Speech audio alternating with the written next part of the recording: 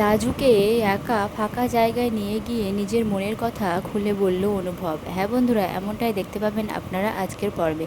তো ভিডিওটি না কেটে পুরোটা দেখতে থাকুন। কলেজে গিয়ে লাজু খুব কান্নাকাটি করতে থাকে প্রিন্সিপাল ম্যামের ঘরে ঢুকে এবং বলে, আমার একটা হোস্টেলের খুব প্রয়োজন, আমাকে একটা মাথা গোঁজা ঠাঁই করে দিন ম্যাডাম। আমি না হলে রোজ রোজ এই জার্নি করে আসতে পারবো না। রোজ রোজ এইভাবে এসে আমার পড়াশোনা করা হচ্ছে না। রোজ রোজ বাড়িতে অশান্তি আমি আর পাচ্ছি না নিতে ম্যাডাম। আপনি একটা কোনো ব্যবস্থা আমাকে করে দেন, আপনার পায়ে পড়ি ম্যাডাম। এই বলে ম্যাডামের পা ধরে কাঁদতে লাগে লাজু। তখন ম্যাডাম জিজ্ঞাসা করে, তোমার শ্বশুরবাড়িতে কি কোনো প্রবলেম হয়েছে? কেন? তোমার কলকাতায় তো রিলেটিভের বাড়ি আছে, মানে তোমার লোকাল গার্জেন, সে বাড়িতে তুমি তো এতদিন ছিলে, সেখান থেকে তুমি না হলে যাতায়াতটা করো। তখন বলে, তোমার শ্বশুরবাড়িতে সমস্যা হয়েছে নাকি এই নিয়ে? কিন্তু লাজু কোনো কথা বলে না। ম্যাডাম বুঝতে পারে যে হ্যাঁ, ও শ্বশুরবাড়িতেই কোনো সমস্যা হয়েছে।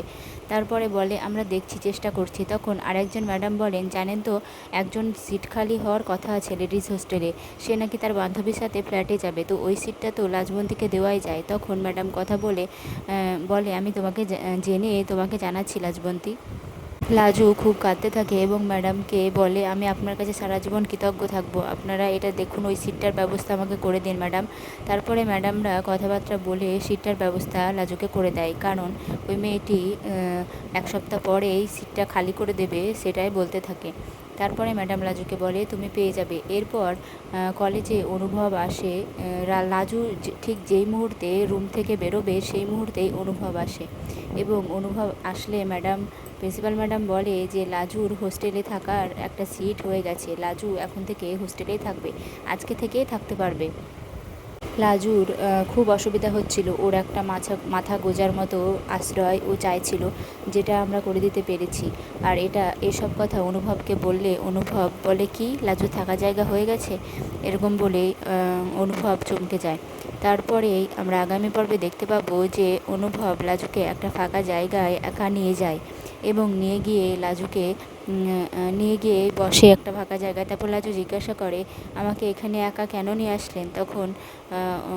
তখন অনুভব বলে, তুমি জানো না তোমাকে কেন আমি এখানে নিয়ে আসলাম? লাজু কিছু বলে না, অনুভবের দিকে তাকিয়ে থাকে। অনুভব বলে রাজুকে যে, আমি তোমাকে একটা কথা বলবো বা একটা কাজ করতে বলবো, তুমি সেটা রাখতে পারবে? তুমি সেটা করতে পারবে লাজু? তখন লাজু মনে মনে বলে, তোমার সব কাজই তো আমি করতে চাই হিটকেল, তুমি একবার শুধু খুলে বলো, তোমার সব কথা আমি রাখতে চাই। তারপরে লাজু জিজ্ঞাসা করে অনুভবকে, কি কথা বলো? তো বন্ধুরা, তোমাদের কি মনে হচ্ছে, অনুভব কি এমন কথা বলতে পারে লাজুকে? তোমরা যদি জেনে থাকো তাহলে কমেন্টে লিখতে পারো।